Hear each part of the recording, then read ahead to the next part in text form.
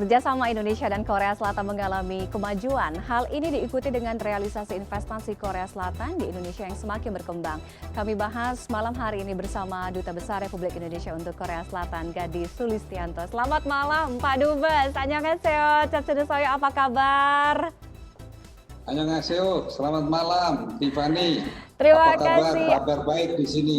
Kabar baik juga Bapak. Senang sekali bisa ketemu dengan Pak Dubes lagi ya di Korean Corner malam hari ini. Topiknya hari ini ngomongin soal investasi Korea Selatan yang beberapa tahun belakangan sejak dimulainya Special Strategic Partnership di 2017 dan kesininya ini semakin kuat, semakin berkembang pesat.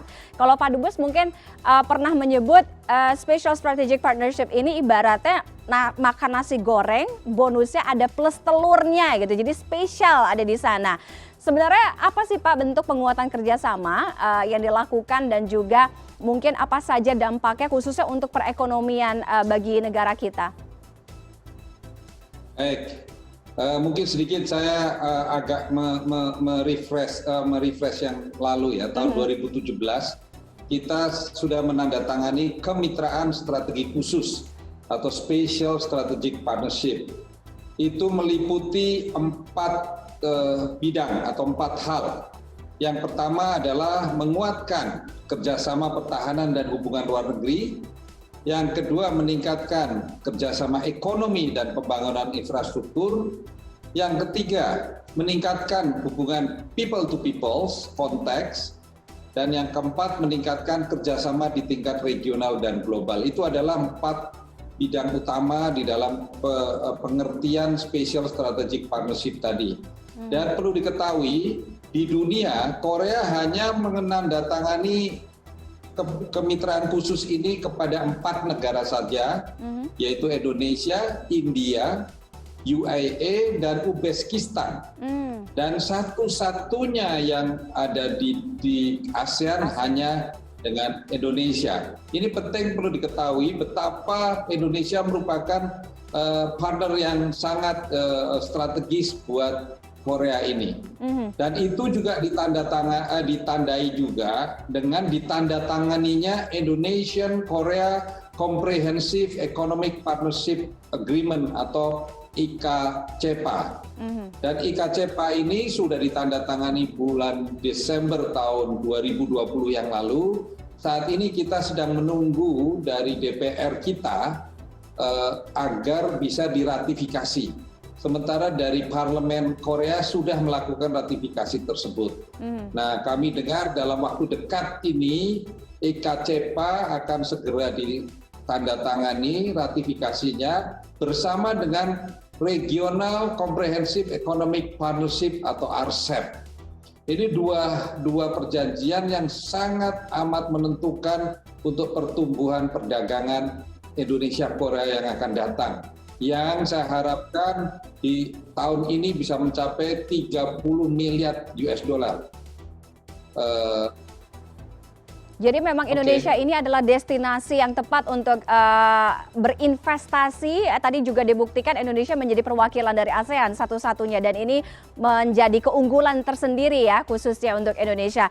Pak Dubes, dalam forum investasi World G20, Pak Dubes kan mendorong investor dari Korea Selatan ini untuk menjadikan Indonesia sebagai destinasi investasi. Nah, sektor yang dikembangkan apa saja dan target investasi yang diharapkan apa saja, Pak? Oke, di dalam tahun ini, dalam masa presidensi Indonesia dalam G20, ada 3 bidang utama yang menjadikan prioritas. Yang pertama adalah arsitektur kesehatan global, yang kedua transformasi digital ekonomi, dan yang ketiga adalah transisi untuk energi baru dan terbarukan. Dan di dalam Road to G20 yang lalu, saya sudah menyatakan ada beberapa proyek yang bisa segera dikerjakan. Salah satunya yang paling penting dan paling utama adalah proyek pembangunan kawasan industri Batang, Jawa Tengah. Tanah kelahiran saya, Pekalongan situ. Di situ luar biasa potensinya. Dan tadi siang baru dilakukan peresmian pabrik baterai katode oleh Bapak Presiden, groundbreaking pabriknya tersebut di Batam. Dan pada kesempatan yang lalu juga saya mempromosikan ataupun memberikan presentasi tentang industri pengembangan lobster di Jawa Barat misalnya, atau tentang proyek pariwisata. Kemudian juga adanya rencana acara Nexicon atau Next Unicorn Indonesia di Bali untuk startup Indonesia ini yang berkaitan dengan ekonomi digital di tanah air kita, dan kita mengajak juga Korea untuk datang ke Indonesia di dalam rangka kerjasama, bukan hanya sebagai pasar saja di Indonesia, tetapi kami mengajak juga startup Indonesia mempunyai bisa memperluas pasarnya di Korea dalam bentuk kerjasama. Iya. Nah, Tiffany, mungkin satu hal yang penting ingin saya sampaikan, di dalam G20 itu ada namanya daftar deliverable project. Dan ada proyek matang, kemarin dibahas sudah ada 32 proyek matang dari seluruh dunia dalam yang akan diumumkan dalam G20 nanti.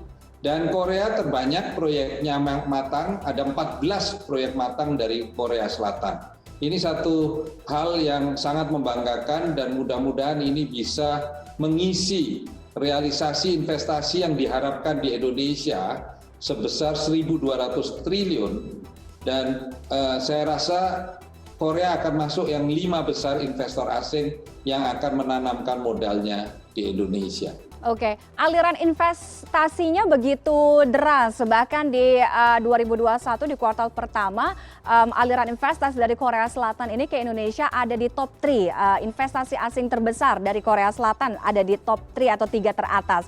Nah, sebenarnya bagaimana sih investor dari Korea Selatan sendiri memandang Indonesia ini sebagai destinasi investasi ini, Pak Dubes? Apa yang mungkin harus kita lebih perhatikan supaya bisa menjadi magnet, supaya investor-investor ini percaya dan berinvestasi ke sini?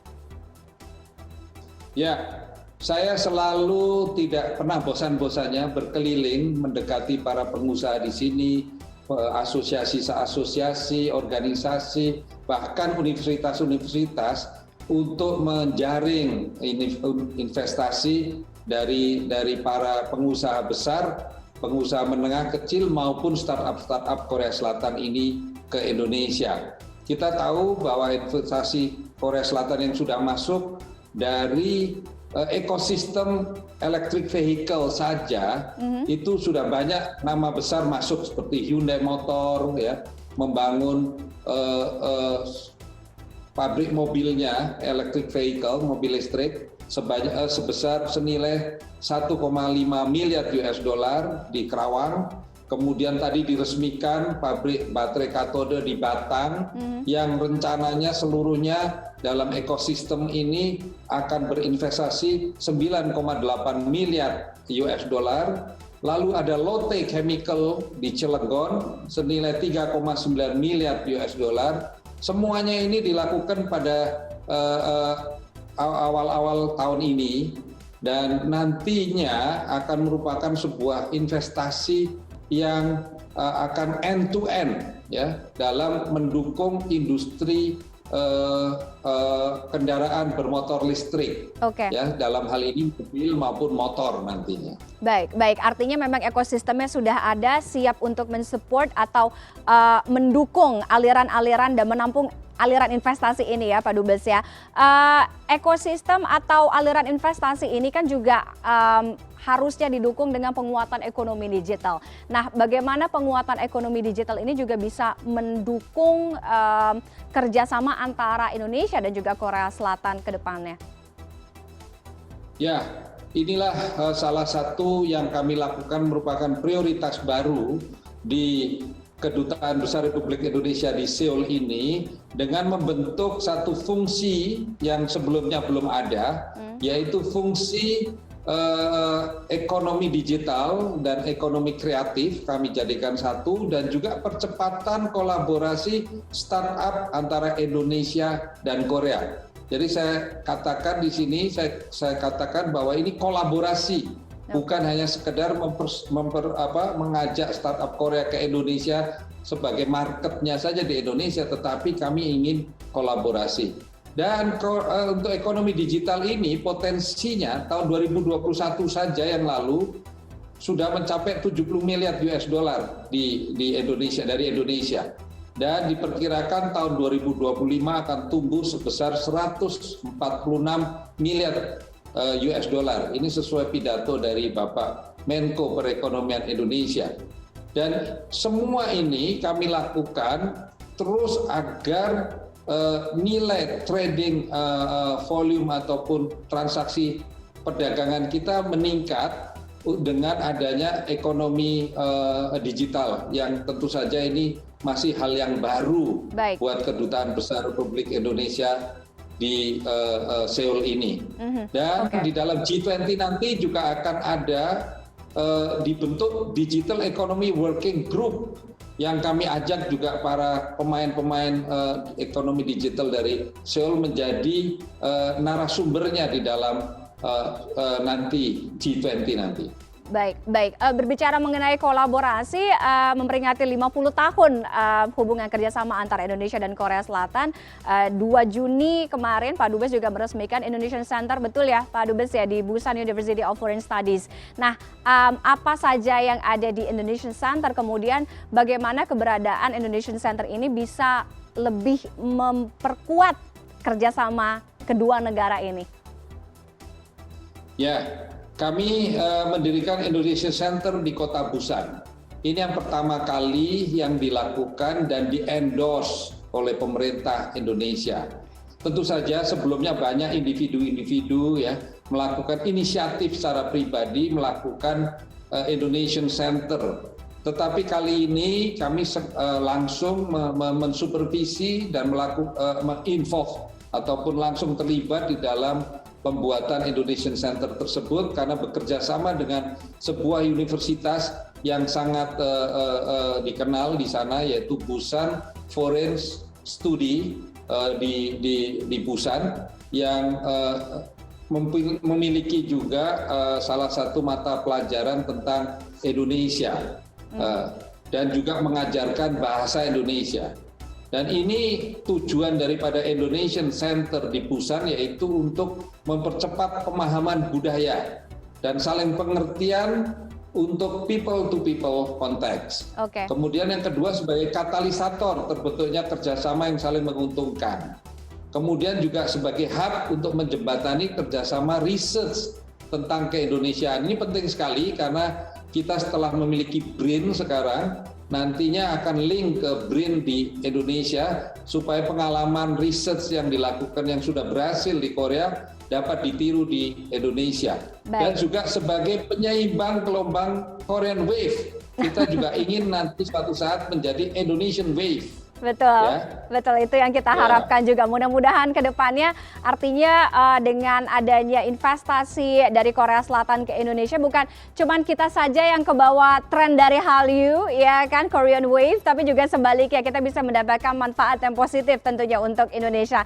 Terima kasih Pak Dubes, Duta Besar Republik Indonesia untuk Korea Selatan, Bapak Gadi Sulistianto sudah bergabung dengan Korean Corner malam hari ini. Mudah-mudahan kita bisa ketemu langsung ya Pak, karena sudah open border ya Korea Selatan ya. Terima kasih. Selamat malam Pak. Sehat selalu. Mulai 1 Juni Korea terbuka. Silakan, kami menunggu Tiffany kehadirannya di Seoul dan di Kedutaan Besar Republik Indonesia di sini di Seoul. Saya tunggu. Terima kasih Pak Dubes. Selamat malam. Sehat selalu.